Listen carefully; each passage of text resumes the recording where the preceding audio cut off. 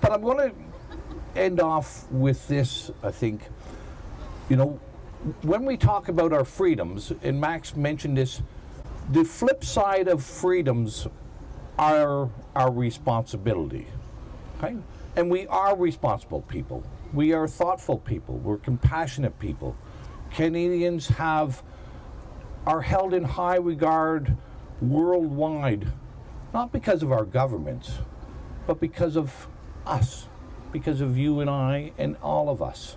That's why we're held in high regard. We are responsible people. We're compassionate people. And we see this attack on our freedoms often comes through the back door of responsibilities, where they take away our responsibility for our own health. And we've seen that this year pretty clear. You are not responsible for your health now. The state is responsible for your health. They take away our responsibility to care and love and express affection for our loved ones when they're sick and elderly and in a long-term care. That's our responsibility. That's not the state's responsibility. I need to have that freedom if I have my mother or father, or anybody has their mother or father, that they can tend to, or their spouse.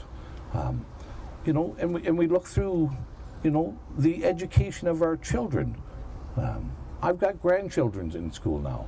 It is terrible to see what we're doing with our kids. That we're telling them that it's too dangerous to be beside or with their classmates and their friends, that they may infect them.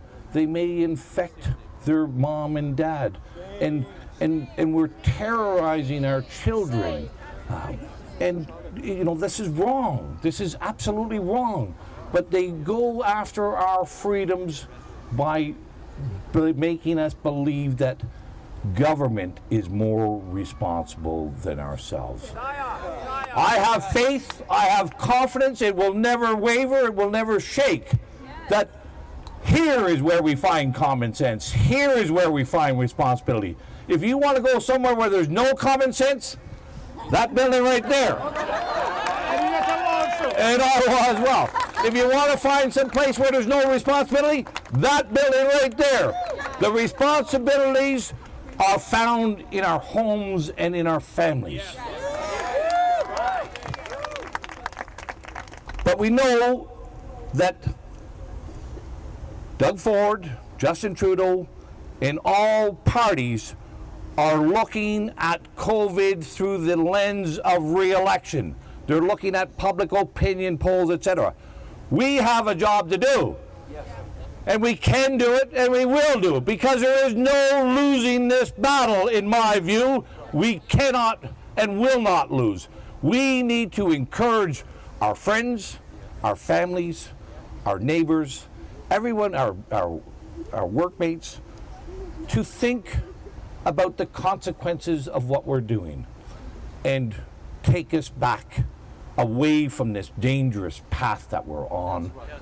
Let's have thoughtful policies that protect our freedoms, restore our responsibilities, and maybe, just maybe, I might be asking a little too much, but make those people accountable for what they have done and the tragedy that they have caused. Let's work together and we will win. Thank you very much. Good, thanks. Oh, and I should say one more thing. Oh, yes, we've got 4 amigos up here at least, for 4 musketeers. Well, there was a 4th musketeer, too. I'm going to say this one other thing, because it dawned on me with Max being here. Oftentimes we see the Quebecois and the English at odds. No, it's true. Like it is true. But I view this in this fashion. When I came from a family of 9 kids, and I had 5 brothers, and we often fought. Surprise, surprise. We fought often. But if there was any one of us that were ever under threat by somebody else, those brothers would all stand together. And nobody would beat us. And when the French and the English stand together, our history shows. When we all stand together, our history shows that we cannot lose. Thank you.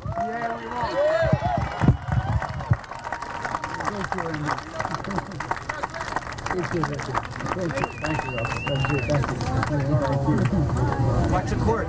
Thank you, Rocco.